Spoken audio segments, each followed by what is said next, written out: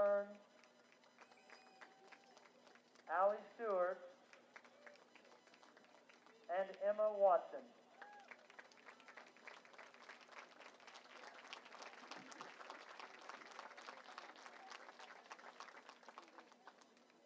And now for our junior high cross country team, coached by Lori Brown. Our sixth graders are Tara Mee Puckett, Angelina Levin,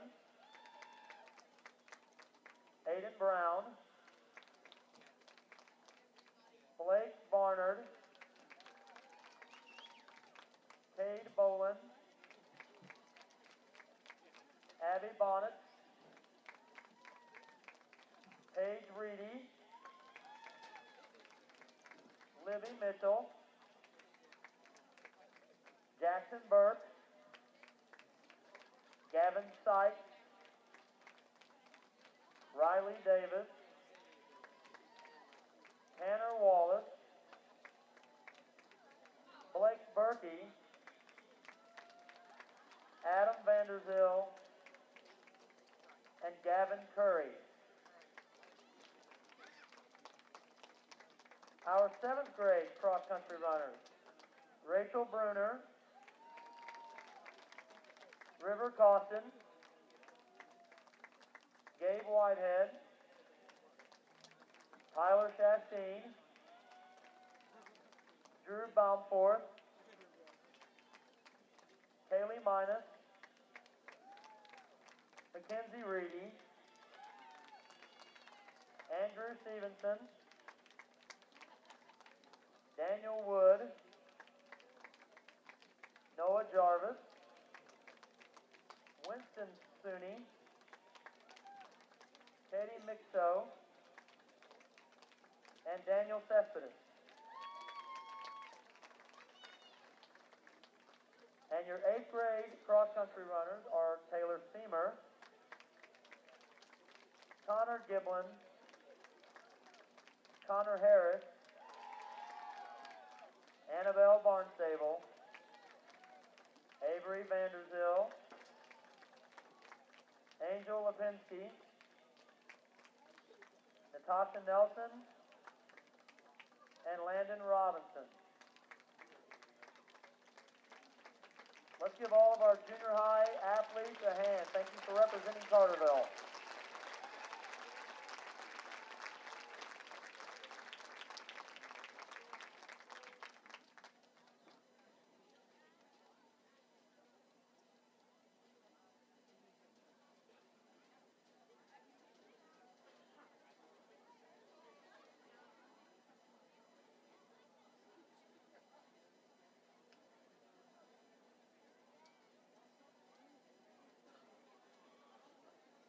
And now entering the football field from the south end zone are Carterville High School athletes for the fall season.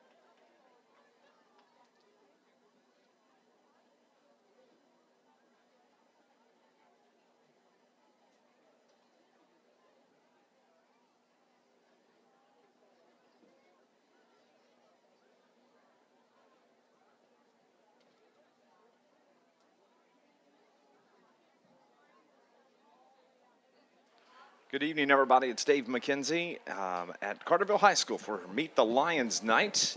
Here this evening, joining me is Mr. Scott Hudson. Scott,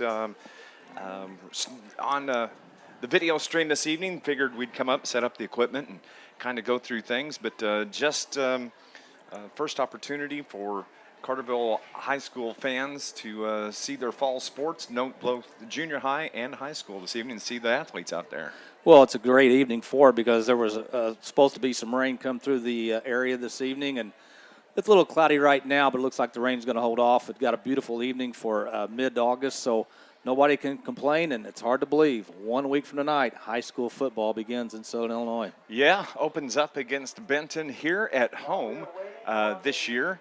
And as you can see on the video stream over on the far hash, all of the Carterville High School football players taking a knee while the other fall sport athletes are being introduced here this evening. I think it's the first time actually that I've been coming over here, and it's been several years now that they actually had the junior high come out and be introduced as on Meet the Lions night, but they did that just moments ago. Now you see the high school athletes filling in and the dance teams and the cheerleaders and the poms, and so it's their opportunity to have their name announced here and kind of get a little bit of preseason recognition, I think is what we'll call that. So. Well, I think I know the parents, as a parent myself of a former high school athlete, parents appreciate this. I know the kids get a kick out of it to be introduced in front of this huge crowd here at Carterville tonight. And it's kind of a tradition around Southern Illinois, but Carterville does it upright. Well, and one of the advantages that Carterville has over some of the other schools is the fact we have AstroTurf. And with all the rain that we had last weekend, schools that typically would have a scrimmage night or a soap scrimmage or Gatorade night or whatever it is, but with the natural turf, the natural grass, not wanting to get out there and mess it up, and Carterville's able to do this here tonight. Yeah, very few schools have that opportunity, and of course DuQuoin's another one that has the turf, along with Marion and Pinckneyville to come to mind.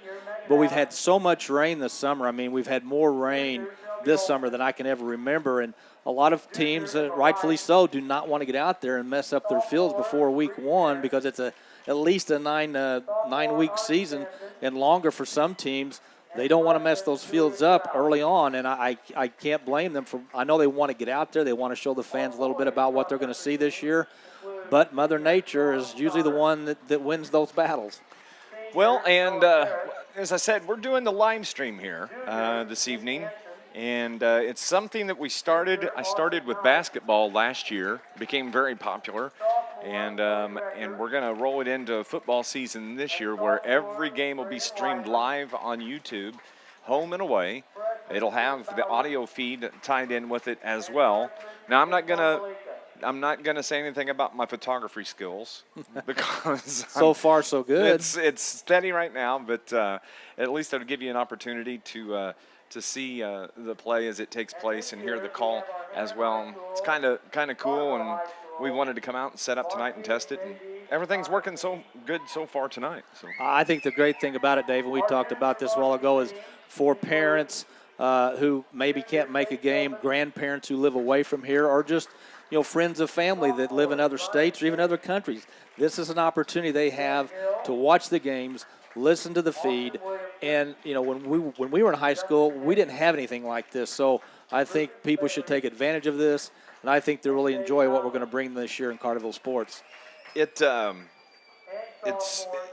really cool, and it really kind of blew up last year during basketball season, and just I would get notes, Facebook messages, or Carterville fans and parents would come up and say, "Hey, my grandma, my parents are in Florida or in Thailand or the East Coast, and they're able to watch Lions sports," and it's really cool. You can go to the Carterville Athletic website. They have a brand new website that is just now online, and every week we'll have the link to where you can go there and tie right in. We'll put it on the social media. The school will put it on social media, but everybody will be able to watch the games while they're going on, and it's really cool. And it's a lot of fun to do, and a pleasure to be able to give you the video to go with the audio as well. Carterville High School football, coached by Dennis Drust, and this year, they're going to have a decent team. As compared to what they had a year ago, a strong team, skilled positions they're going to be very good at. Receiver, quarterback, running back, they're going to be fine. I think the question for Carterville this year, as it was last year, is the line play. Yeah, the thing about high school football, you can't draft players, you can't sign free agents, you can't make trades, you got to play the cards you're dealt. And this year in high school football for Carterville, the line's the big question mark. You look at their schedule, first 3 games, you get Benton at home. I think, knowing what I know about Benton, I think that's a winnable game for Carterville. Then you got 2 tough games at Heron and then Murfreesboro and DuQuoin on the back end of that.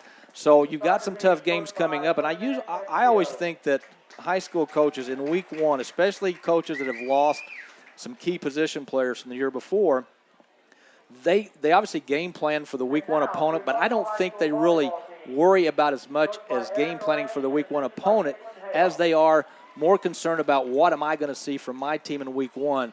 The game planning will come weeks 2, 3, and on. I think week 1, when you got some question marks, like you said, Dave, you're kind of on pins and needles as coaches. What am I going to see? What am I going to get out of my kids in week 1? Well, and, you talk about, last year to open up the season, high expectations going into week 1, go on the road to Benton, and in the first game, you are devastated by penalties, and it was in turnovers, 5 turnovers inside the 10, 4 opportunities inside the 5, and you can't convert. You lose your quarterback to an injury. You lose your one lone lineman who is going to help teach the underclassmen coming into the season. He goes down with an injury, and right off the get-go, you're behind, and it showed the next 2 to 3 weeks until the Anna game when they turned things around. It just took that long for that line to get acclimated. Harley Vaughn came in and did an admirable job for Blake Hicks when he went down in that week 1 game. Now he's the varsity starter for the Lions. They're in good hands quarterback-wise. You have Brock Tuttle coming back in the running back position. Marcus Lasdinas is there. One of the things that I think I'm really excited to see out of the Lions this year is the play of Luke Ford. Luke is a big, he's probably, I don't know what, we don't have rosters in front of us tonight, but he's probably 6'5" now, 6'6". He's a big old boy, got good hands, got good feet. This summer went to the Nick Saban football camp about 3-4 weeks ago and was actually selected top 10 at that camp. That's huge in my mind. It gives you a big target to throw to. And I'm just crazy excited to see how Luke Ford does this year, and if we're able to get the ball to him. Yeah, I've always felt that a team that has a solid tight end that can catch the ball can really cause some mismatch problems for the defense, especially one that's tall like Ford, who's got good feet, like you said. He can go downfield. He's got the size where a linebacker really can't cover him if the ball's thrown high. He's probably got the speed that he can outrun a lot of those linebackers as well, and that just opens up the rest of the passing game, especially the outside passing game.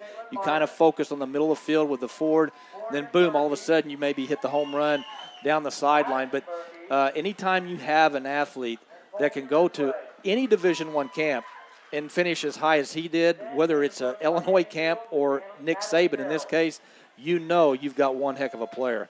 Yeah, it's going to be a lot of fun. So, we're a week away, a week from tonight. I wanted to follow up where you were talking about the schedule. This is the year that Carterville has the big road trips. They're on the road at Nashville, and then the following week they go right back to Sparta. Long trips. You hope you come away with wins in both of those spots. And then you come back and wrap up the season here at home. And then this year, adding Massac County to the schedule, the last game of the season instead of West Frankfort. Yeah, Massac County, that's a program that's been down for a few years now. So, again, with any high school team, their success, a lot of it depends on injuries. And, you saw that firsthand last year. You got to stay away from major injuries. And if you do have an injury, which you will have a few, hopefully they're just nicks here and there, but you got to have depth. And you got to have kids that can come in and play quality minutes. But talking to you about the skill position players, if that line can gel, and that's probably the big question, how quickly do they gel? I think Carterville's got enough skill position players that they can put up some points on just about everybody in their schedule and get a lot of wins this year. One of the players defensively for the Carterville Lions I'm excited about this year, I watched him play freshman ball last year, and that is James Gunn. Big boy, quick, smart, and just flat mean. And he likes to hit, and he loves to put a man on the ground. And I think he's going to be fun to watch on the defensive line for the Lions. And as we said, offensive, defensive line, I think that's going to be the questions for the Lions going into week 1. How quickly can they get their feet under them, adjust to varsity football? And then I think once they do that, this team has a potential to roll this year. For a team that has some returning starters from last year and kids that played quality minutes, I'm sure Coach Drust has mentioned more than once in practices and scrimmages that about last year's Benton game, how penalties, how turnovers cost you the game, because Carterville could have still won that game with all that went wrong. They still could have won that game. So you've got to minimize the mistakes, especially in the first game, because that's usually when upsets will happen in high school football, when teams are still trying to figure out who's going to do what. Do I have a kid that I can depend on? So I'm sure he's talked to those kids that were here last year saying, look, we cannot have another repeat of Benton. Of course, this year, a lot of times since Carterville's played Benton for a few years now, you kind of know what Benton or the opponent you're going to play in week one is going to bring to the table. However, this year Benton has a new coach, so that throws a little bit of a new wrinkle in there. Coach Dress and his staff may not know exactly how Benton's offense and defense is going to look this year compared to the last few years. So that's something they have to worry about. But as I said before, I think in week one, coaches are more concerned about their preparation, what their kids are going to do in week one, than really game planning a lot for their opponent. They are going through the football players now and introducing them this evening. You see them out there on the far hash. The coaches are standing back there and waiting. And you talked about the Benton game. I can tell you this. This is exactly how Coach Dress worded it on, let's see, what day was I out here? It was Monday evening, first day of practice this week. They didn't get to practice on Saturday because of all the storms, which Coach Dress isn't a happy camper because of that, right from the get-go. Everybody got to practice except for Anna, Carterville, and Heron. So he says in the breakdown at the end of practice, tomorrow I'm going to show you video that turns my stomach. I don't want to show you the video. I have to show you the video. And it's exactly what he hit on. He said, we were not prepared week one, and we will be prepared for Benton Rangers because we're home. We can't afford to lose at home. And so there's a lot of focus on that Benton game. It really did. I think it shocked everybody. It did exactly what an upset does, and there's no doubt that Benton Rangers beating Carterville last season, week one, was the upset of the week, and it may have been one of the upsets of the year overall because it set the tone for the Carterville Lions early on in the season that they really had to fight to climb over from that Anna Jonesboro game on. Yeah, that was a tough loss, and I think it probably was the biggest upset, at least in the regular season anyway, in high school football. But yeah, you want to get off to a good start. You're at home. You've got some tough games coming up at Heron, Murfreesboro, DuQuoin on the horizon. So you want to get off to a good start, get some momentum. And, again, you want to find out what the kids who maybe saw a little bit of playing time last year at the varsity level, see what they can do when they're asked to do a little bit more. But, yeah, you got to win that first game, especially on your home turf because, as I said, you've got some tough games coming up. And you got the good part about the schedule this year is you got your last two games at home. Hopefully Carterville already has a playoff berth wrapped up, and those two games, they're just playing for a better seed. You really don't want to go into week 8 and week 9 having to win those two games to get in the playoffs. You like to have that already set in stone, and then you just worry about where you're going to be seated. Yep, and it's hard to believe. Next Friday night, right here at Carterville High School, will be the season opener for 2016. And it's going to be a lot of fun as we watch these Carterville Lions over the course of the next 9 weeks. And, another game that we'll talk about, a couple things actually, is a switch that you're moving over from Heron to Carterville this year, making some adjustments in our broadcast teams. Jimmy moving to Marion to do Marion sports. This year, you're also seeing the Heron Tigers week 2, and that's going to be a regular every season game now between Carterville Heron. A lot of people have wanted that for many, many years, and it's finally happened, and it's going to be fun. That's going to be a great series. Yeah, I think it will. I mean, the two communities are separated by, 5 miles? There's people that live in Heron that work in Carterville and vice versa. I think it's a natural. And I, for one, I was kind of outspoken on the Heron-Marion rivalry. I don't think that's a rivalry that should have ever gone away. I didn't think that Heron should have pulled out of that deal. Heron and Marion, always rivalries all the way back to the South 7 Conference. But now Carterville and Heron can have that rivalry every year. Of course, they play each other in basketball. They'll play in the Pyramid Plus tournament, the start of the high school basketball season. But it is a natural rivalry. You're separated by 5 miles, and I think it's going to be a great thing for both communities. And you flash back 3 years ago for the playoff game, the football playoff game between Heron and Carterville here in Carterville. What an atmosphere it was for that football game. It was packed, people all around this field, and I just think it's going to be a huge series this year, starting over at Heron, and that's week 2 of the season. Yeah, it's going to be kind of interesting to go back to my old stomping grounds and be on the other side of the ledger, so to speak. But, the last 2 years, Carterville has been bumped up to 4A in the playoffs. Heron's a solid 4A. They'll never go up or down. So if Carterville's enrollment is such that they're in 4A again, who knows? It may not just be week 2 those two teams meet. They can meet in the playoffs again. Exactly. Talking about the scrimmage tonight, on Monday night was really the only opportunity I had this week to talk to Coach Dennis Drust. And I can tell you that he understands the importance of scrimmage games. He doesn't like scrimmage games. And because I said, what is the most important thing about the scrimmage? And he said, stay healthy. No injuries, he said, and actually had one of the players that stepped on one of the drainage grates here Monday, twisted his ankle. Saw a picture of it, and it was all ballooned up. And so that is the main thing tonight. He says, we're not going to show anything, nothing of real importance. He said, I just want to get out, get some plays under our belt, and everybody walk off the field at the end of the night. And that really, anything can happen on any given night, right. And that is the key to this evening's festivities. Well, I think it's about repetition now.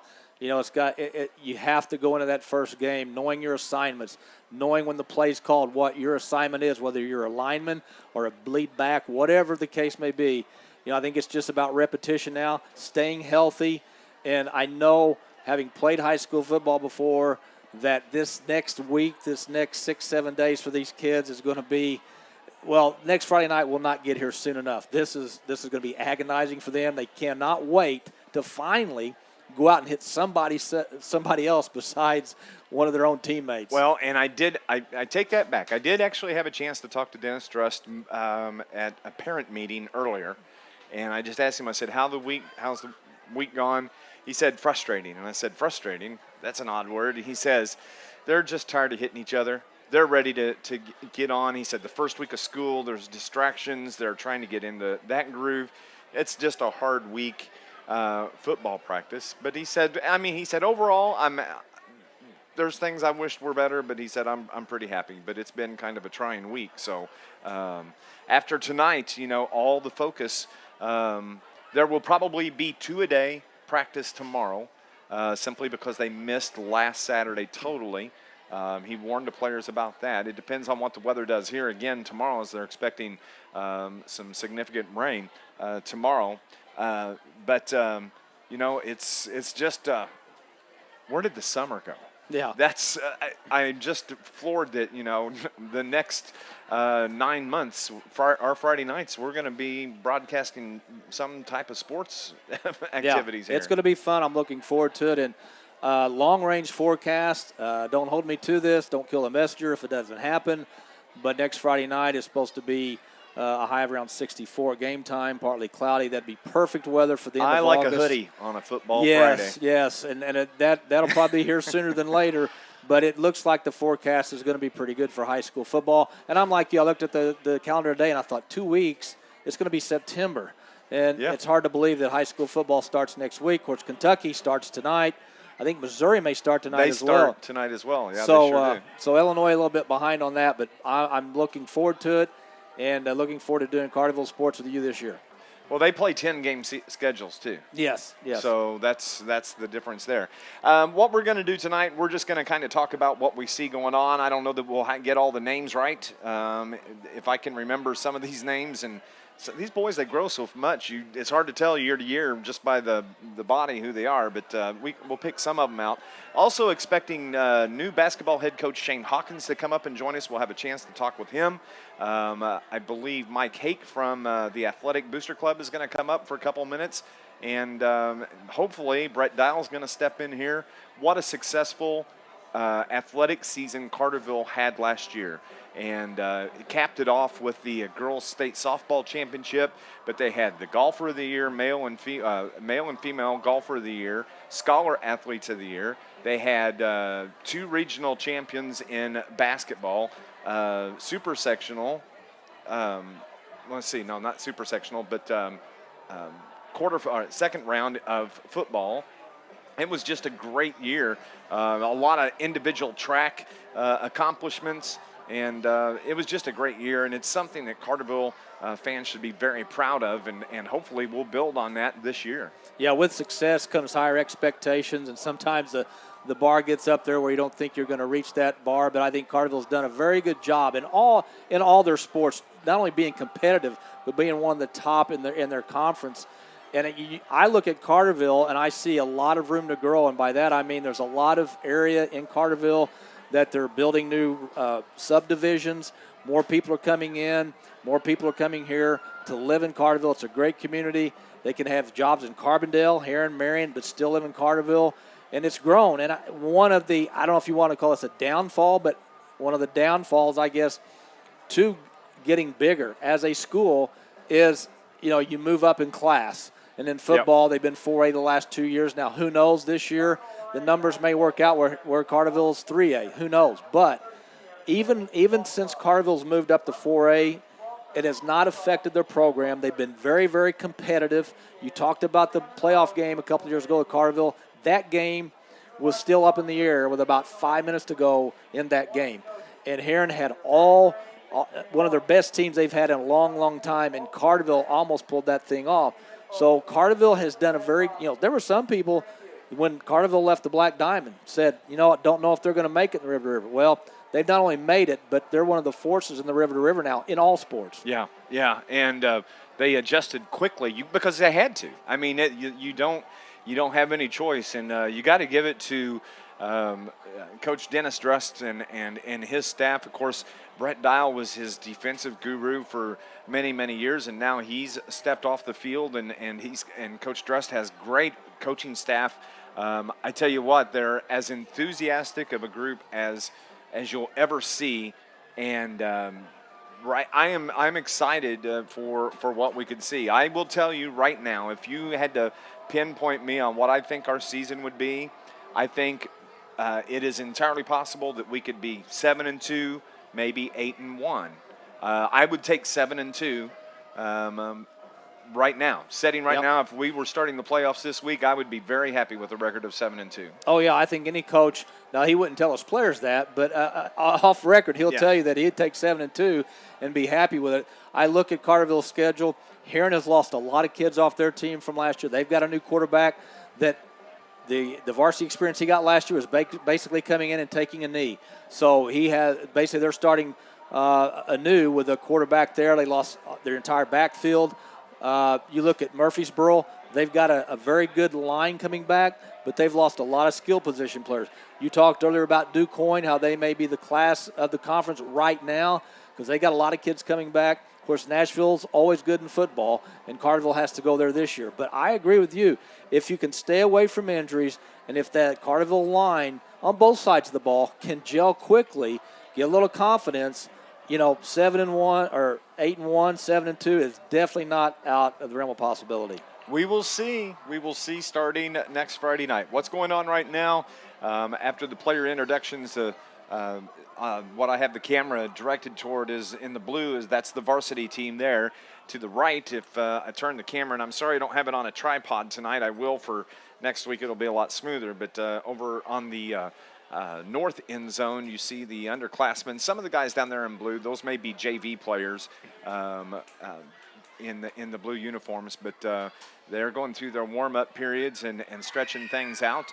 And looks like we're just a few minutes away from getting this scrimmage tonight. It's not a soap scrimmage. When you and I went to school, it was a soap scrimmage. Everybody brought a bar of soap because we were so stinky, I guess. That's right. And now, some schools do Gatorade, which is important. You got to have the Gatorade, right, for the players. But tonight, just a great job by the Carterville Athletic Booster Club. You know, they fund, and Mike Hake will come in a little bit later and join us, but they not only they help not just the high school, but the junior high as well. They bought new uniforms for high school and junior high. There was some of the junior high teams still wearing the old Cubbies jerseys, Right. And they haven't been that for at least 5 years, maybe longer, and they were able to get new jerseys, and they help with some of the bigger purchases. And one of the big ones that they did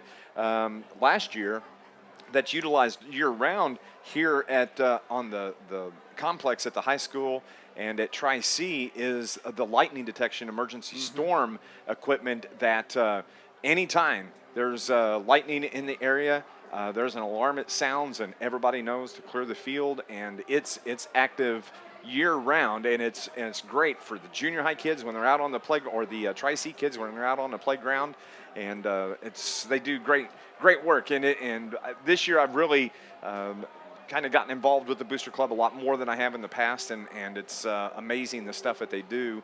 And tonight is a big fundraiser for them. They've got food. We had the barbecue sandwiches a while ago, and they do the 50-50 drawings during the season. And I can tell you directly that money goes to help these athletic programs, because let's not put our head in the sand here. Everybody knows the budget constraints that not just Carterville, but all the high schools in the state have. And when you have a group of individuals that don't mind going out and asking for money and begging for money, Right. But they have to have people that will actually contribute. And we highly encourage you to do that. And like we were talking about the success of the Carterville sports, there's no better organization to give to than this school, and because you see the rewards of that on the playing fields in all the sports here. Well, whether it's booster clubs, parents clubs, what have you, and I think you hit the nail on the head, Dave, with the financial mess the state of Illinois is in, it's even more crucial to have those organizations help out, whether it be with uniforms or anything that these athletes need, no matter what sport it is. And Carterville has always been one of the communities that has always given and given generously. And on top of that, you have to have people who are willing to donate their time, donate their money, because they're not getting paid to do this. They're doing it for the love of sports. They're doing it for the love of the kids, and that really means a lot. Now, these kids that are out there now, you know, they're worried about what they're going to do next Friday night or what they're going to do on the volleyball court, golf course, whatever the case may be. So they may not at this point in time in their life realize how much this means to what they're able to do. But I guarantee you, once they get out of high school, they'll look back. Somebody will remind them, hey, you remember something you had in high school? Well, guess where that came from? And it's going to mean more to them eventually when they're out of high school, probably more than now. But booster clubs, parents clubs, whatever you call them, they're much needed in all communities. And I will tell you what's going to be exciting for this year is coming up on the 20th anniversary of the state Class 3A state championship. Yes. And that is going to be celebrated, I believe, on September 9th, I believe, is the date. And they'll have members of that squad here at the game. They're going to be recognized. And that's going to be a lot of fun coming up I think it is week 2, I believe, when that's going to happen. I'll have to look that up while we're sitting here. Probably week 3. Week 3. When Yeah, Carterville's actually back it at is. home, yeah. Yeah, you're right. It is week 3. And that's going to be very, very cool to do that. Shane Hawkins, when he comes in to join us here in a little bit, I can promise you one of the things that he wants to talk about is the big golf scramble that's going to take place at the end of here next Saturday. The IHSA 1996 Class 3A State Championship Reunion, Friday, September 9th, 2016. That's this year, correct? Correct. That would be correct. They're going to be recognizing that team. It's when we play Murfreesboro, week 3. Yeah, I remember the 96 team well because I was doing Heron games there. But, of course, Carterville beat Heron. They knocked off Murfreesboro, knocked off Massac County, and I think The semifinal game was against DuQuoin, if I remember correctly. And DuQuoin had a very good team that year, and I think DuQuoin was leading at halftime.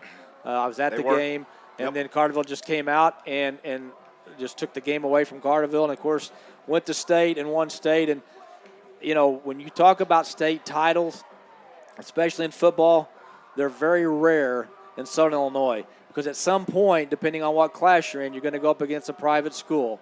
You know, whether it's a Springfield Sacred Heart Griffin in 5A, a Joliet Central Catholic, even a Belleville Altoff in 4A, who, by the way, was just voted the #1 team from the St. Louis area south in the St. Louis Post-Dispatch Day that I saw. So it's very rare that you, get to a state championship and then win one. So it's something Carterville fans and really all of Southern Illinois will never forget because, once you get past my team's not in it anymore, you pull for the team from Southern Illinois. And that was a magical season and definitely something that Carterville fans will never forget. It is one of the things as the playoffs start, everybody's cutthroat and even as an announcer sometimes you're bad. Yeah. You're talking trash with your buddies from the other town.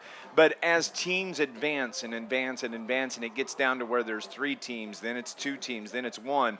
The Southern Illinois region comes together and really supports that team.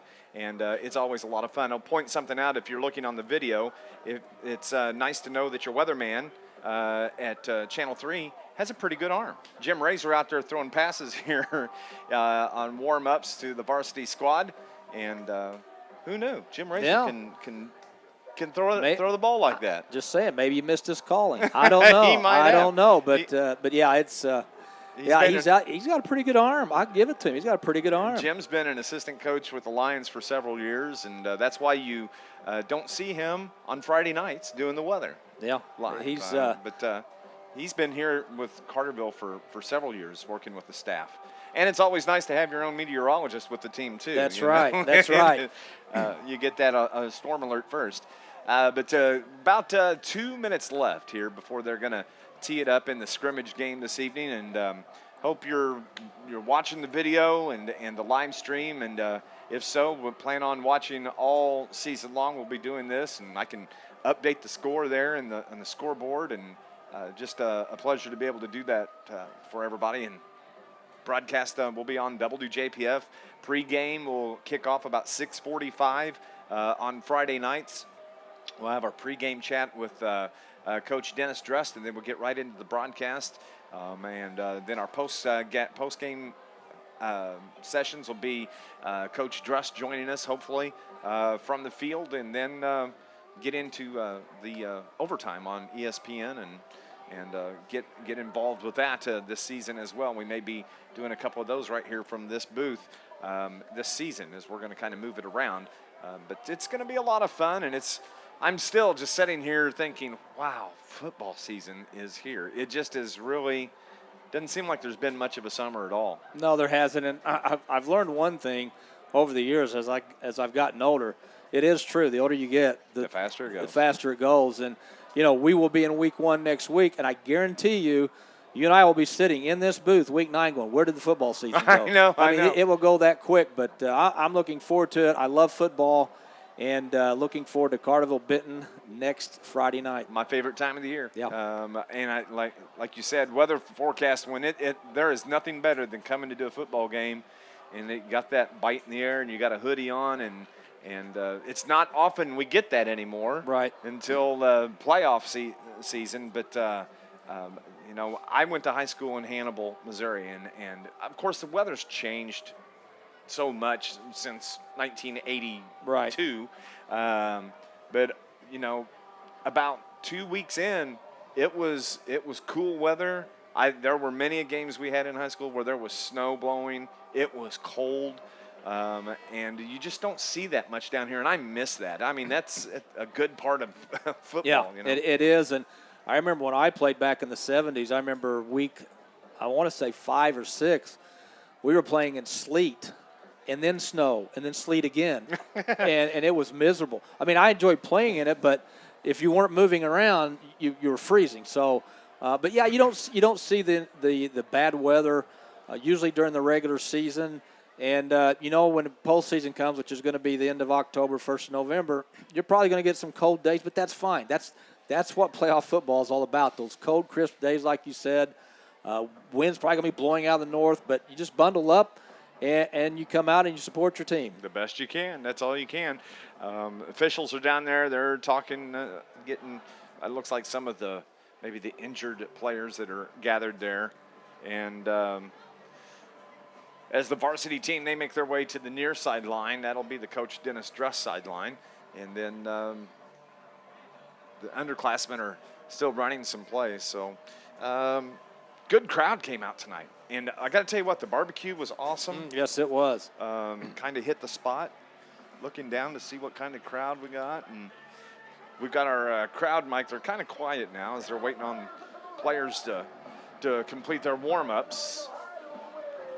But it's a good crowd. Very nice crowd. Of course, a big crowd as I walked up this evening outside at the picnic tables. I had a couple of high school students singing out there for everybody. Of course, the food. And we talk about it as broadcasters. We're looking forward to high school football, but I guarantee you, parents and just football fans, they've marked next Friday night on their calendar since the last season ended, and they're looking forward to it. And they're going to get a little bit, not much of a taste, a little bit of taste of what they may see starting next week when we have this scrimmage.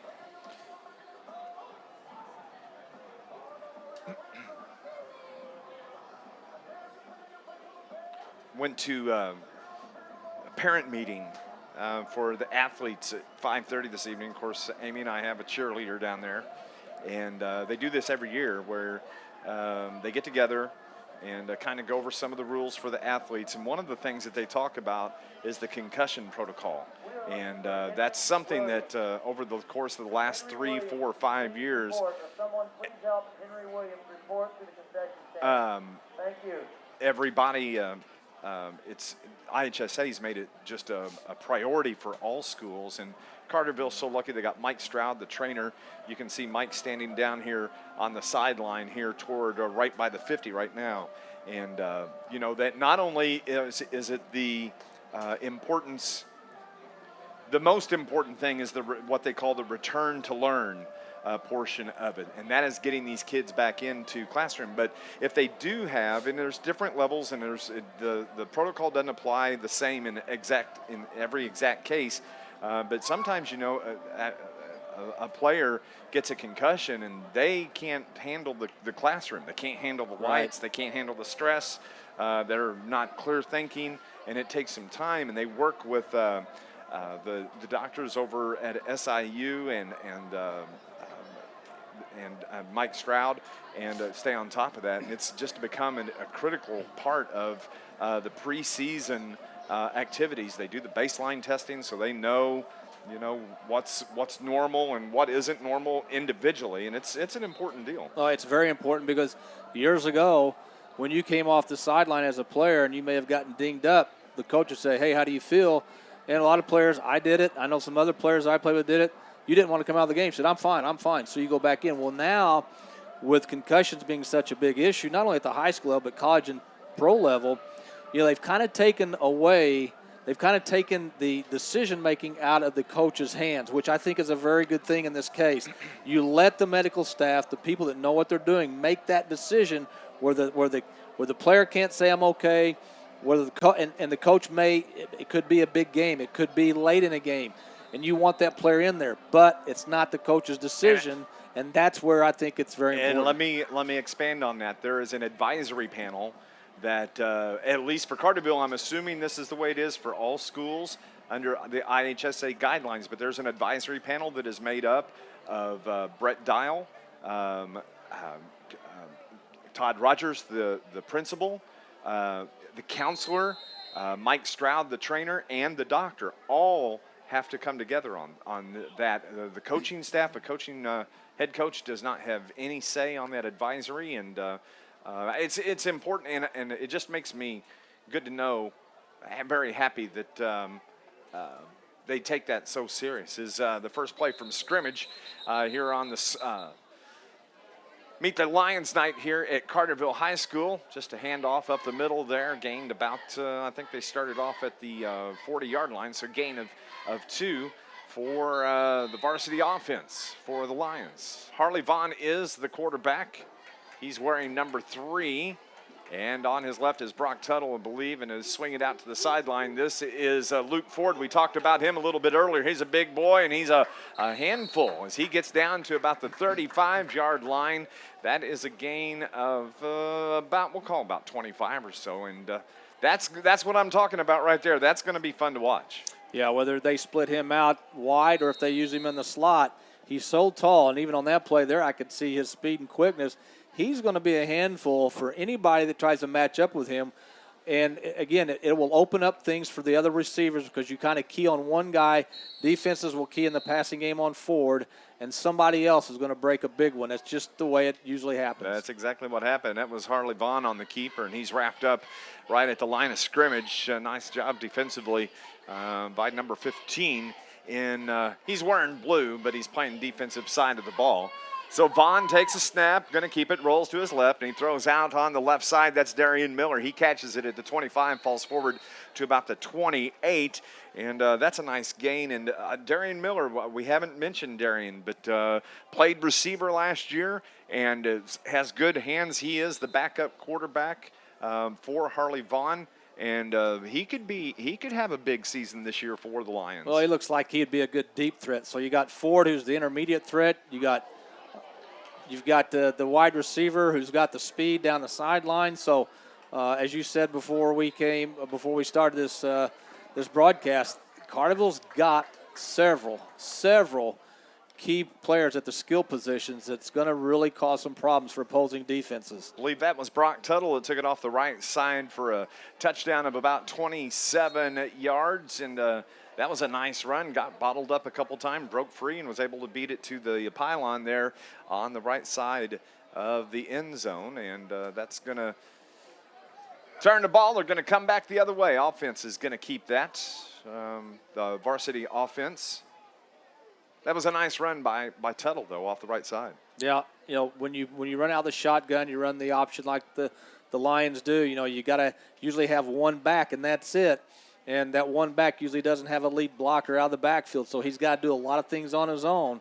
And that was a nice run to the far sideline.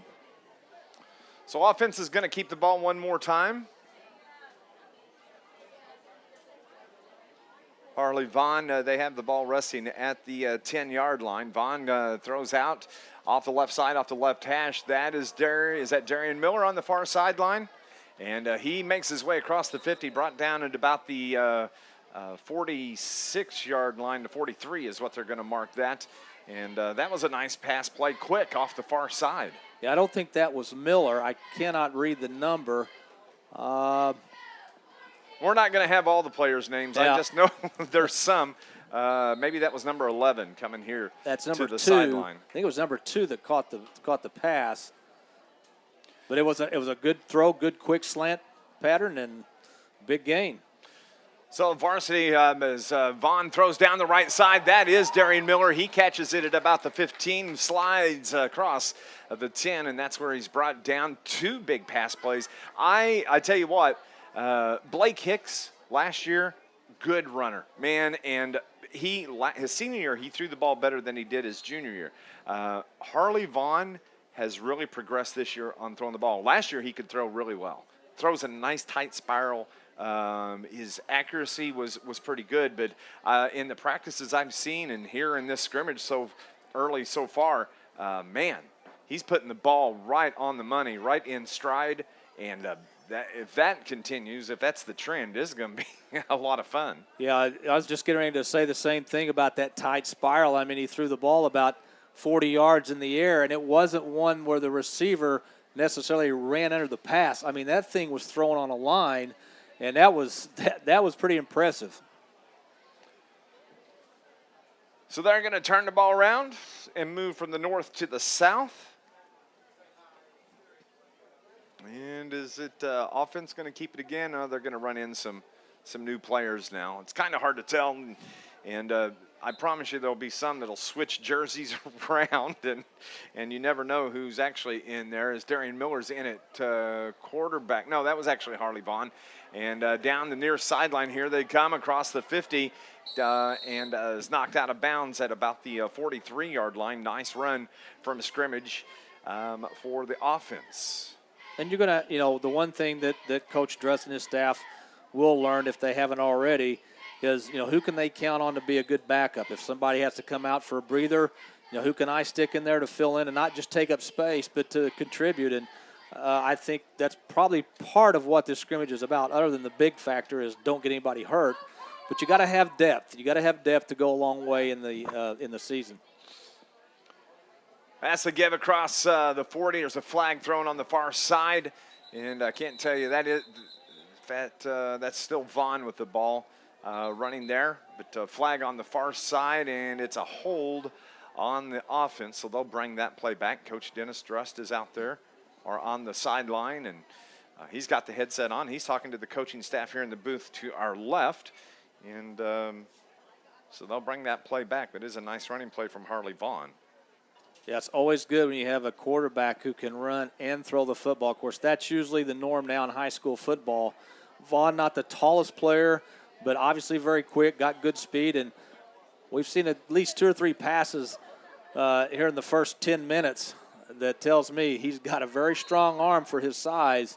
He's probably going to surprise some defenses with how strong that arm is. I mean, no bigger than he is. He seems like he's got a rifle. Now Darian Miller is in at quarterback, and he gives to the man running back through, and he scampers 46 yards on that touchdown run. He wasn't even touched as he went through the line of scrimmage. I'd say Carterville's got a plethora of running backs. They've got guys they can plug in there. Again, if somebody needs a breather, somebody gets nicked up.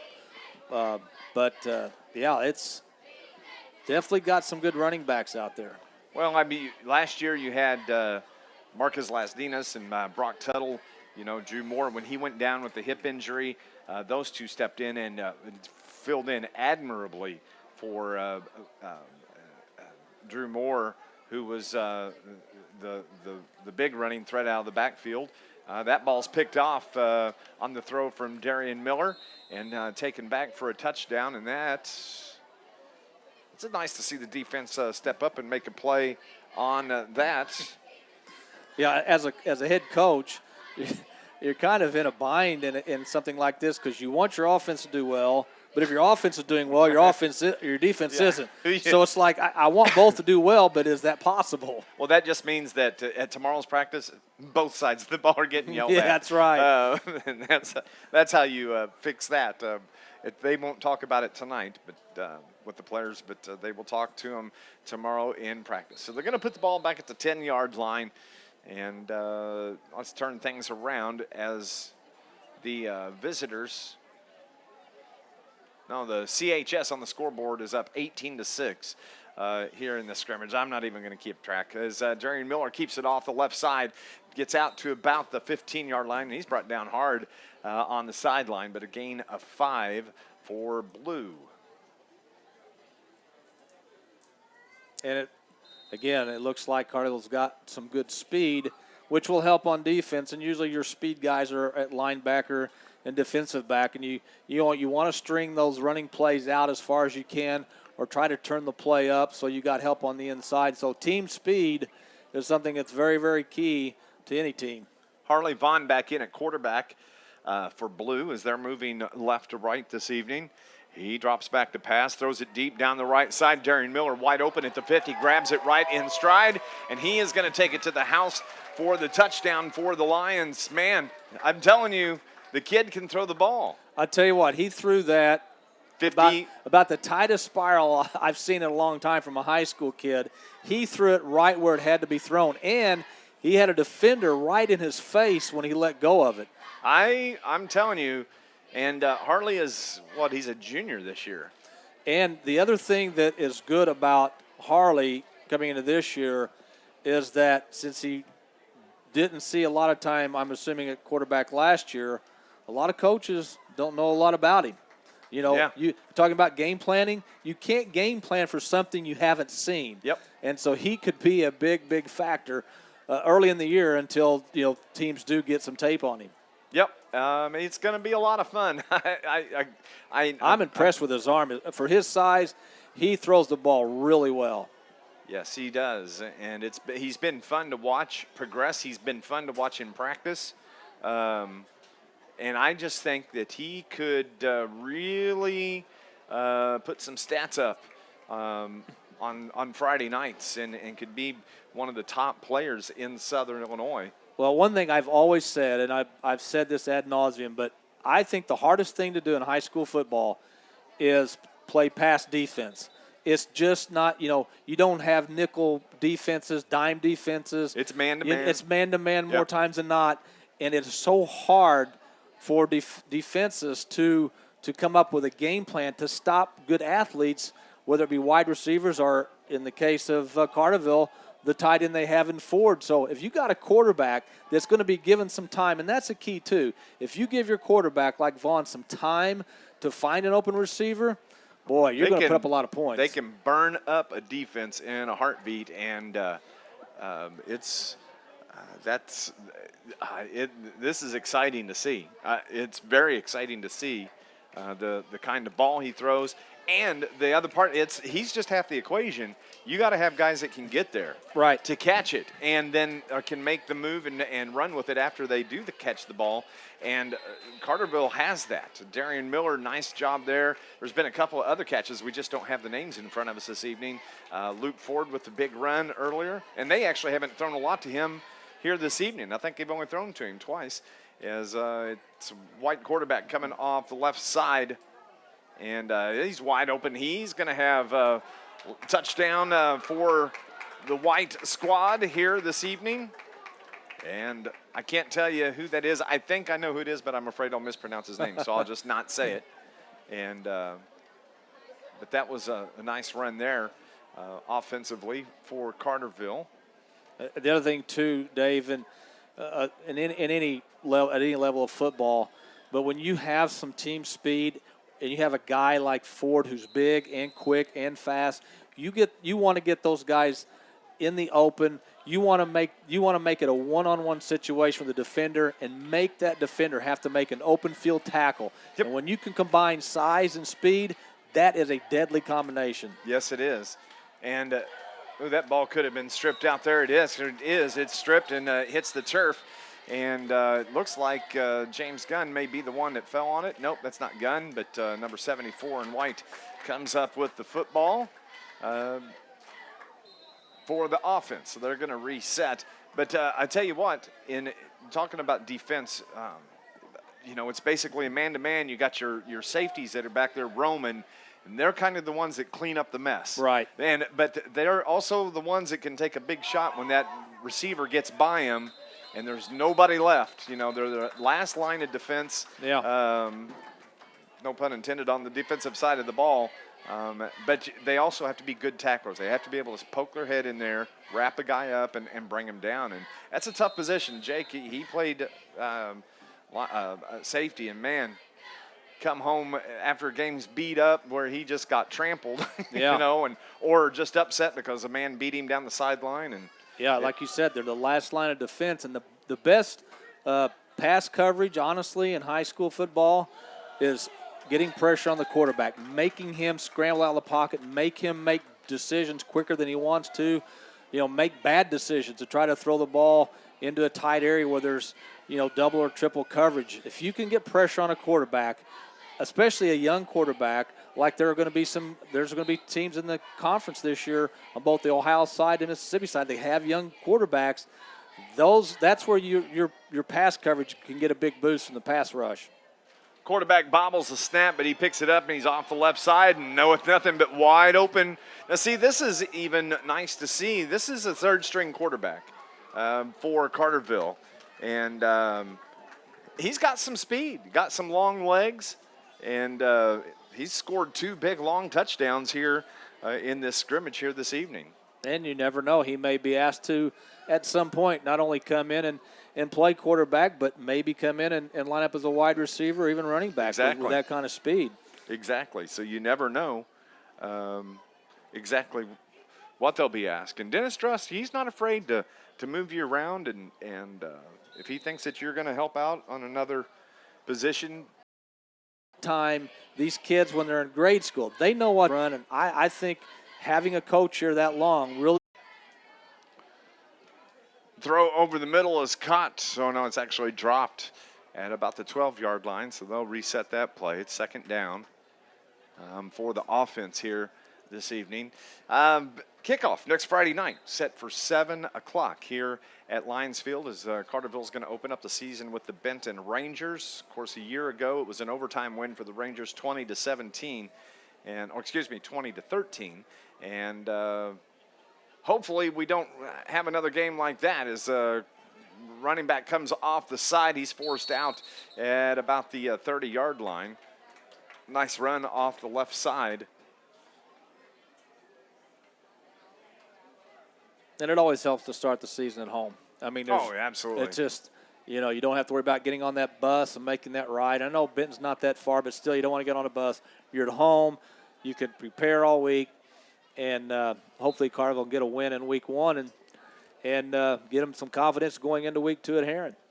Well, and as you look at the Carterville schedule, as we've been saying, they're going to open up the season on Friday night. Next Friday night against the Benton Rangers. Week 2 will be on the road over at Heron, 7 o'clock. All these kickoffs are set for 7 o'clock. Week 3 will be the Murfreesboro Red Devils here in Carterville, and that'll be a nice rematch. Murphy beat Carterville twice last season, put a thumping on them actually, and so that's gonna be interesting. Week 4, Carterville will travel to DuQuoin to take on the Indians, and A.J. Hill has a good team lined up for this season. That should be a dandy of a ball game. After the DuQuoin game, Carterville will be at home to take on A.J. Here at Lions Field, and then on the road at Nashville on September 30th, on the road at Sparta October 7th, and then they come back on October 14th to take on the Pinckneyville Panthers, and then they wrap up the season on October 21st against the Massac County Patriots here in Carterville. And then hopefully after that, got your playoff pairing. Yep. Wherever it goes from there. And usually at some point in the season when you've got a good program like Carterville, these are high school kids. They read the paper. They see what the other team's record is. They know if a team's been struggling.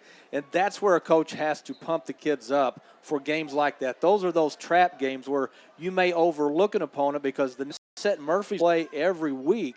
It doesn't matter how good you are. If you don't show up. Let's do that. We'll kind of zoom that in a little bit.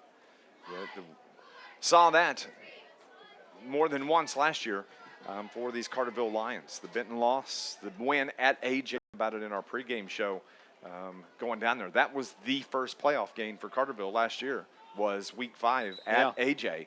And it was a win at all costs, or your season basically was done if you lose that game. And they hung right in there and won that game and kind of got on a roll, got into playoffs. And so it didn't last long, as they took on just a talented Murfreesboro team the first week of the playoffs. Man, they were so strong, and they just outran Carterville. Yeah, they had team speed. They had everything you could want last year, and that was one of those special years for Murfreesboro. They had been down in football for a while, and, pick a sport. You can find out a lot about your team, a lot about individuals when you have to face adversity. Carterville had it last year. You mentioned the win at Anna Jonesboro that kind of spurred them on to bigger and better things. The Carterville kids down to business, and they carried them into the playoffs when it looked like after about week 4, Carterville's season was pretty much in peril, that they weren't going to make the playoffs. But they handled adversity. They came out. They played strong football down the stretch, got them in the playoffs. And then when the playoffs come around, you really can't do a whole lot about who you're paired against. And unfortunately, Carterville drew Murfreesboro, who was a very, very talented team last year. They sure did. Here this evening, there's about less than 3 minutes showing on the clock here this evening. I don't know if that's gonna be it and that's all they're gonna see. It wouldn't surprise me if this was it. Coach Drust really does not want anybody to get hurt And so we'll see. He probably like Coach Dress would probably like the scorekeeper to turn it on speed dial if he could with the time. Exactly. The ball comes back out near the 50, the 49. We'll call it the South 49, as it's on the left side of. And Carterville does have some size. I look at some of the kids on the sideline, some of the kids out there. Yeah. They do have some size. They sure do.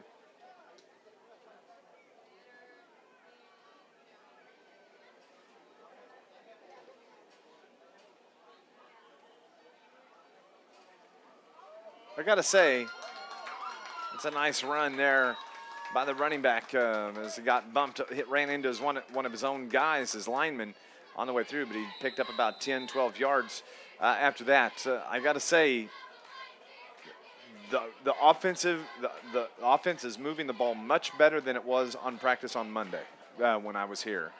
And looks like they're running the same play series, the play options that they did in practice on Monday, and that looks much better than what it did earlier this week.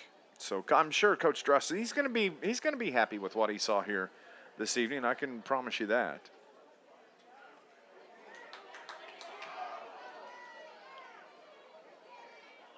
Yeah, the thing as a coach, you want to see improvement every day. And now you're 1 week away from the start of the season. Next Thursday will be nothing more than a walkthrough, I'm sure. So you've basically got about 3-4 days of good practice left, and you want your team to be as best prepared for that week 1 game as possible. And I'm like you. I think Coach Drust is going to be very pleased with what he has seen tonight. Yeah, he is. Well, look who poked their head in here. It's Mr. Brett Dial. How's it going up here? Good. We're just chatting. I see. We're just pretty nice chatting. night. It is. It turned Glad off. it's not raining. It turned. Yeah, that's held off, and I got to tell you, really one of the reasons I wanted Brett Dial, athletic director, to come up is in the parent meeting that you held earlier. You were talking about the success that Carterville had last year, and man, just kind of recap again what kind of a season it was for the Lions overall. Yeah, it was a huge, success. It was. I think I start with some of the individual accomplishments, and the Southern Illinois named Players of the Year from Carterville in boys golf and girls golf. I don't think they've ever done that from the same school with Jacob Eklund and Avery Ray. And then we had the Player of the Year in girls basketball with Avery English, the Player of the Year in girls softball, once again Avery English. And then we finished the year with the Scholar Athlete of the Year in Harrison Thomas, who is now running cross country at Vanderbilt. So we had a lot of kids signed to play, collegiately and be recognized for their accomplishments. And then we talked a little bit about some of the team successes. Our football team making the playoffs. We had a cross country team that qualified for state in Peoria. We had a girls basketball team that was in the Sweet 16. We had a boys basketball team win a regional. And then we topped really the year off with the girls softball team winning the 3rd team state championship in our school's history. And then we looked a little bit at some of the events that we hosted last year, massive events with the girls golf sectional. We had the wrestling sectional for the first time in the farthest south that's ever been held. And then we finished the year hosting the track 2A sectional, which had 4 kids nationally ranked. So we were busy last year, and we look forward to another exciting year. Another thing that we need to talk about is the new head basketball coach with Shane Hawkins coming on this year. Very excited. Very excited. I've known Shane for a long time and known his family for a long time, and I consider him a friend of mine, and at the same time, a professional colleague. He's business when he comes in the office, and I appreciate people that take their job very serious and want to get better at what they do. And I'm here to support him and give him the resources that he needs to be successful, in his career here. And he hit the ground running. He's going to get after it. That's what he's going to do. I think he's excited. He can walk to work. He's got kids in the district, and he's a hard-working individual that's had a lot of success in his career. And like I said, as we take the step now into 3A basketball, which is where we're at, it's time to get a new mentality, a new attitude, and I think that he's going to lead as well. It's going to be exciting. And the last thing I wanted to touch on with you, September 9th, big night here when Murfreesboro comes to town, as there's going to be a celebration taking place. Yeah, we're really putting a lot of work into this. It's our 20th reunion for the 96 State Football Championship team, and I've got guys I've talked to out in Arizona and California, over in New Jersey, so they're all coming in, and it's going to be a good time. I think there's a lot of events planned for that weekend, and we'll do some things on Friday night, Saturday afternoon, and really looking forward to seeing all those guys and having a great weekend. And last thing, I thought of one more thing. Brand new Carterville Athletic website. We're working on it. It's a work in progress. It's CartervilleLionAthletics.org. We're going to put our scores on there, schedules are on there, our rosters.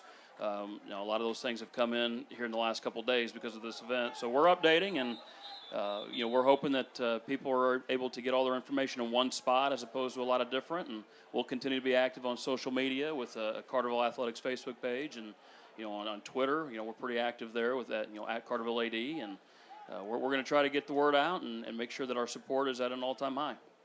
And one more thing. Oh my gosh, there's so much going on. Next Saturday. Tell me about it. How are you keeping track? Next Saturday is the basketball golf scramble at Crab Orchard Lake. I just talked to Coach Crane, and he said right now there are 18 entries, and he's got 2 more on the hook. If I know Coach Crane, he's going to close that deal by the end of the weekend. So if not tonight. So yeah, exactly. So that's a biggest turnout they've had, and I know he's excited, and Coach Hawk's excited, and I think we're going to have a great day next Saturday. Finally, what do you think about the streaming? Love it, man. Keep it up. We're going to get this out there, and then we're going to get it done. And we'll have the link on the athletic website so people can. Thanks. Yep. Athletic Director Brett Dial joining us here this evening as well. So, man, Scott, there's a lot going on. A lot going on, and a lot of accomplishments here at Carterville High School. And of course, Brett Dial being the AD, he wears best a little bit and say, hey, we do things the right way here, and he's done a Greville, and I think there's a little bit of competition there. I think when one sport sees another sport do well, they say, hey, we want a little piece of that pie. We want a little bit of that recognition. We want to do just as well, if not better, than that sport. So I think there's some friendly competition there between sports. There is. And, when you advance on into the tournaments, the postseason tournaments, and body is yes. for schools when they travel to state tournaments. And I know Brett, conversation that he said that atmosphere was the best he'd ever encountered in any sport. It was as loud as any sport state championship that he had been to, and he said it just is so exciting to be a part of, and you just want to get back and you want to do it again, and you want your presence to be bigger when you're there. Right. You want people to know that Carterville is there, and they're there to represent, and the community's behind them, and it's exciting. It's exciting to be able to go to those things. But I know he was really pumped up after last year and would really like the opportunity to go back and represent this school with these teams. Well, I think Carterville's one of the few communities in Southern Illinois that travel well as fans, whether it be football, basketball, softball, baseball, whatever the sport, they travel well. And you see a lot of, you'll go to some, for instance, there'll be some home games here this year for Carterville where you'll look at the visitor side and you might see how many people we see over there right now. That will be it. Some fans, some schools don't have that fan support that Carterville has. And I guarantee you, as a coach, as a player, they appreciate that very much because they're like the 12th man. And especially in a playoff game, they're like the 12th man. And Carterville's always supported that support. Yep, just there's about 8 minutes left on the clock here, and I can almost guarantee you that this will be the end of the scrimmage this evening. But just exciting. It's an exciting time of the year. It's a new season for all these teams, and of course volleyball, they kick off their season coming up this week already. I think junior high softball started this past week. They get right with it. There's no running right or rolling into it. It's the season starts and off you go. A lot of schools in recent years weren't around when we were in high school, so there's a lot of activities to go to in the United States, and it's here in Southern Illinois. And Carbondale, Marion have always had good soccer teams. I don't know about this year, but I know Carterville and Heron did a co-op with soccer last year, I believe. I don't know if that continues this year. But it just shows how big these communities are with sports. Yep. And, a while ago, you was talking about the Carterville community. one of the other things that Carterville has going forward over a lot of the communities in Southern Illinois is that it continues to grow, and the student population continues to increase every year, and which in turn, when you talk about athletics, then that's going to give you more kids that are going to participate in your sports programs, and just how vital that is, and it's vital that fans and supporters of Carterville athletics come out and help nurture those teams on the field. Yeah, Carterville's got a lot of area to build on. Of course, I said earlier about a lot of different subdivisions going up in the Carterville area, and Carterville is located between Carbondale and Marion, which is perfect. A lot of people may, for whatever reason, not want to live in Marion or Carbondale, but they can work in either of those cities, live in Carterville, and not be that far away. And Carterville still has that small town mentality. Yep. Although it's growing, it has that, it's almost like a family here, yet Carterville's growing probably more so than any other town in Southern Illinois. Yep, it is, and it's we have the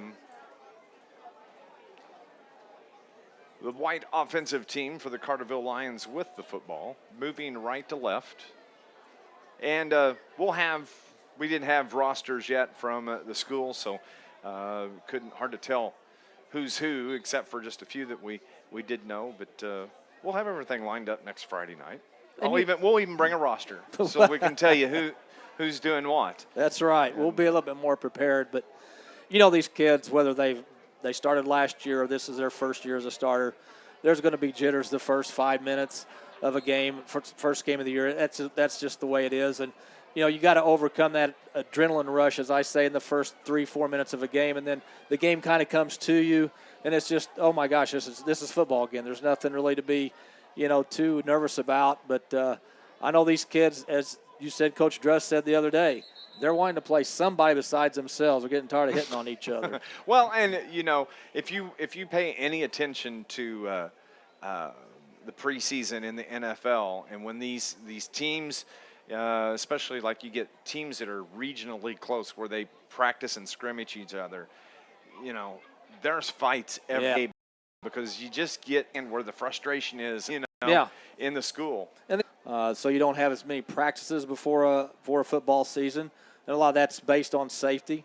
So, but football's the one season. You have 9 weeks that you know of, and you may play more, obviously, if you make the playoffs. But it's 9 weeks. Every game is important. High school football is very important, and you better not take a night off or you're going to get upset. Yep, you're exactly right. And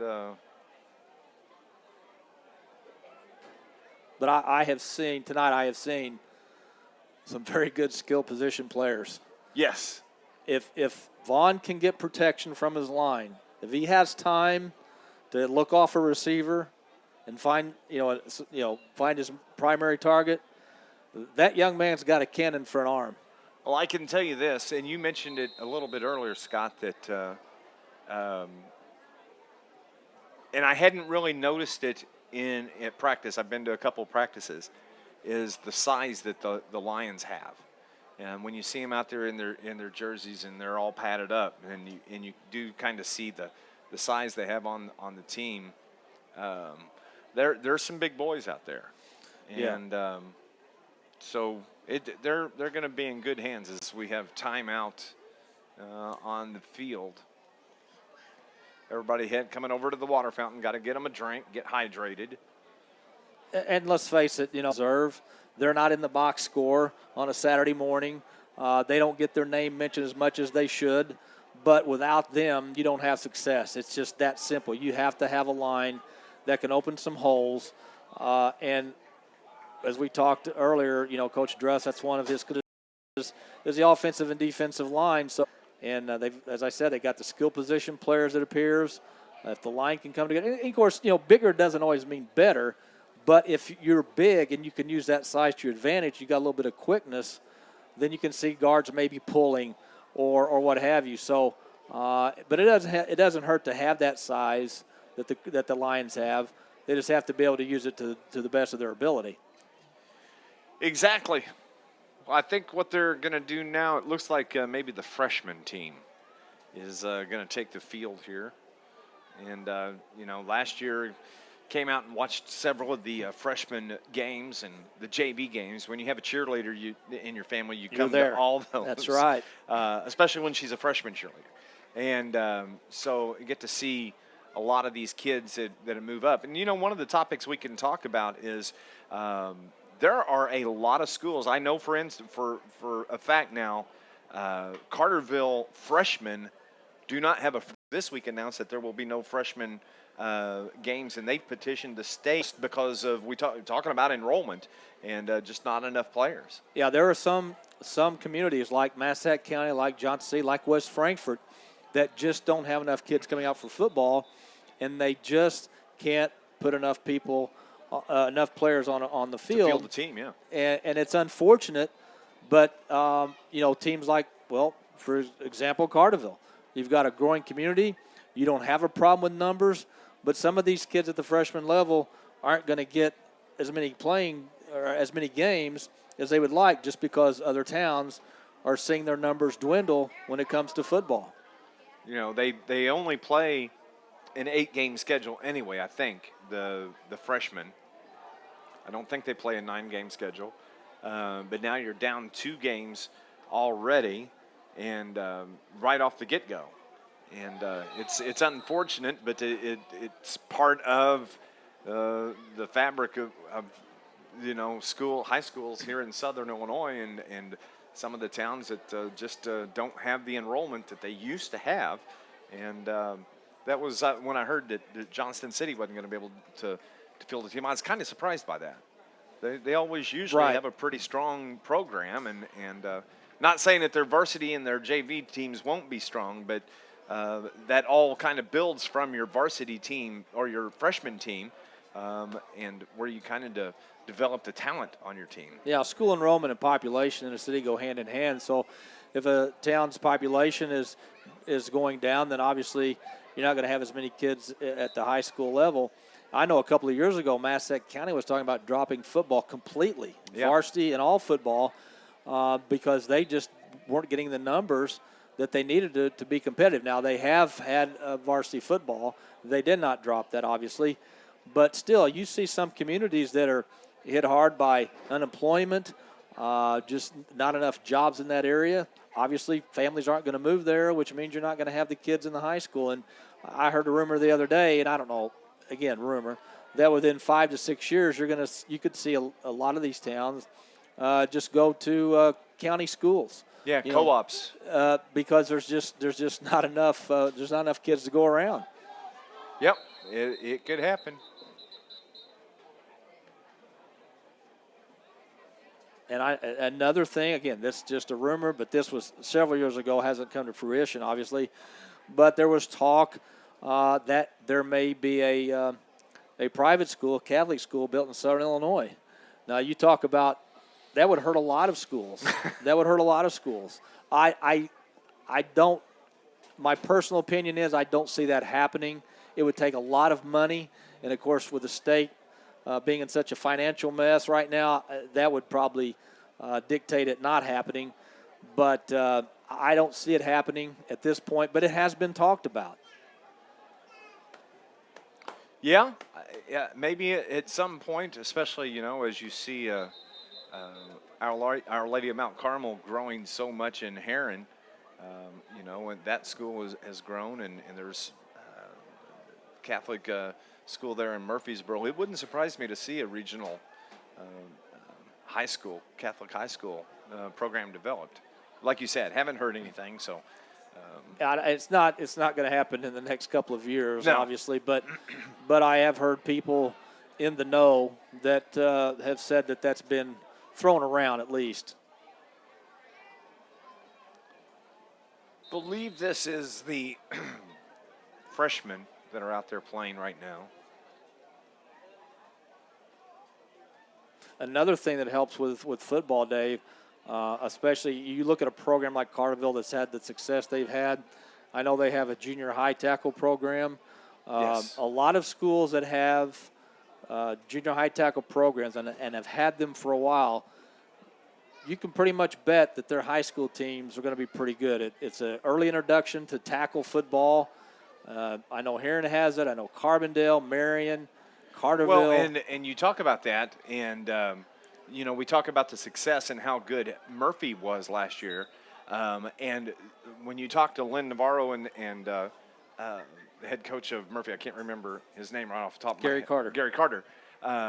They directly related the success of last year's team to this group. It was the first year that they had a junior high tackle program where they were able to develop them a little bit earlier, and they came together as a group, and you saw the success of that young core that started 6th, 7th, and 8th grade football that made their way through high school and had a great career. Yeah, kids that play junior high tackle program, they're ahead of the learning curve once they get to high school. And the coaches, although they're still going to teach them things that they don't know yet, they don't necessarily have to teach them as much. They don't have to teach as much of the basics as you would if a kid comes in as a freshman and never played football. You don't have to spend as much time on the fundamentals. Exactly. Oh, nice run up the sideline here for Blue as he tied a 90-yard touchdown run. Wished I could tell you who it was to give him credit, but and was able to take it home for a touchdown for the Carterville Lions. Nobody loses in this game. No. It's good experience, good exposure for all these kids. You're seeing the freshmen out there now. Who's to say that next year sophomores are not going to be called upon to play valuable minutes at the varsity level? Again, because of an injury or just a need for that position. So it's good exposure for them. And heck, this is to the freshmen. You were talking earlier about the lack of games they may have this year.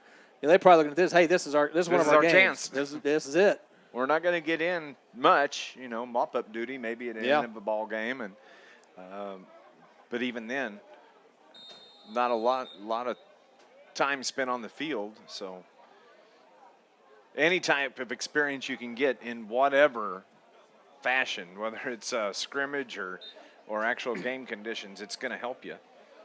And so far, I think. We talked about Coach Dennis Drust. His biggest fear was making sure that everybody stayed healthy. So far, haven't seen anybody come limping to the sidelines, and no timeouts for injuries or any of that. And he's got about 5 minutes left, and Dennis Drust will be the happiest person on this field. Get the heck out of there, and then he'll crack the whip on him tomorrow in practice. That's right. That's what he'll watch film, and he'll find some things he didn't like. That's exactly what he'll do. The old saying is, start fast and finish strong. And I think that's what Coach Drust wants his team to do each and every game. Just start fast and finish strong. And if you do that, with the talent that they have, they're going to come out on top more times than not. Well, we saw in the first session here this evening the offense with Harley Vaughn at quarterback, Luke Ford at tight end, Darian Miller out at wide receiver, Brock Tuttle, the running back. You saw that there is a potential for this to be a high-flying offense as Harley Vaughn is he's got a gun, and you can tell that he's worked on it this year. And probably gone to a couple of quarterback camps. Haven't really had a chance to talk to Harley to see what his summer is like, but you can see a vast improvement over where he was last year, and he was pretty darn good last year as a sophomore. So he came in and had to spell Blake Hicks, who was injured a few games, concussion protocol, and had to clear that. And Harley did a fine job for him. And you got Luke Ford. Big boy, big hands, good feet, can run, catch. Looking forward to see what happens with him. You got Brock Tuttle running the ball well out of the backfield this evening. And I think at least offensively for the Lions, you can say that they're in good hands this year. Yeah, and that's invaluable experience that Harley got last year. I mean, there's nothing like being put in a situation where you're the signal caller of the varsity early in your career. And that's invaluable experience for him. And, the other thing in high school football now, you see so many teams running the spread offenses, the shotguns, the veer option, whatever the case may be. basically the passing game sets up the running game. It used to be in the old days the running game would set up the passing game. Now it's just the opposite, especially when you have one-back offenses. You throw that ball around and you get some success, you start to spread teams out, and then that gives you some of those open running lanes for the running back. And I think that's what's exciting. It's changed over the years where it was run first and then pass later. Now it's pass first and set up the running game. Yep. Just a couple of minutes left here in this session of the scrimmage this evening. Number 29 off the left side carries it forward to about a gain of about 8 yards. Falls just short of the 30 at the 29. And just a good evening. Again, next Friday night will be game 1 of the 2016 season when the Benton Rangers roll into Carterville. Kickoff is set for 7 o'clock, and you can hear all the action on News Radio WJPF, 1340 AM, and you can even head online and watch the video stream. We've had that up this evening, and it's worked out pretty well. A couple of little things I'll do to tweak that, and we'll be ready to roll next Friday night with the video stream. And don't forget about Carbondale Lions Athletic. Let's see, what did he say? Carterville Lions Athletics.org is the new website. And we'll have the link on there every week so you can watch the stream, listen to the radio call. And 6:45 will be the pregame. Have an opportunity to talk to head coach Dennis Drust. You and I will set the tone for the night, and then we'll get with it. Week 1 against Benton, week 2 at Heron, week 3 back here at Carterville to take on Murfreesboro. Week 4 will be at DuQuoin. Week 5 back home to take on AJ. I think Carterville gets the 5 home games this year. Yes. Makes it nice. Especially when you have the last 2 of this regular season at home. Yes, and it does have the 2 big road trips that back-to-back. It'll be at Nashville week 6, and then at Sparta week 7. Those are long trips and make for long nights, but you have to go every other year. That's right. Part of the deal. We don't have any part of that decision, so we just have to go where they tell us. And they won't allow us to fly over there. Yeah, doesn't River Radio have a jet or a helicopter we can borrow? I don't know, not yet. Maybe we can get one. Yeah, we need to maybe start a fundraiser for that. Talk to the Booster Club. Yeah, if they get us one of those, hey, they've really done something. See if we can get that worked out. But no, they won't do that, I promise you. But just a couple of minutes left. Actually, the horn sounds, and I'm thinking that is going to put a wrap on this evening's activities. Thank you. If you're watching this online, we'll have it up all season long, and you can head to YouTube and watch a replay on it if you would like as well. For my partner, Mr.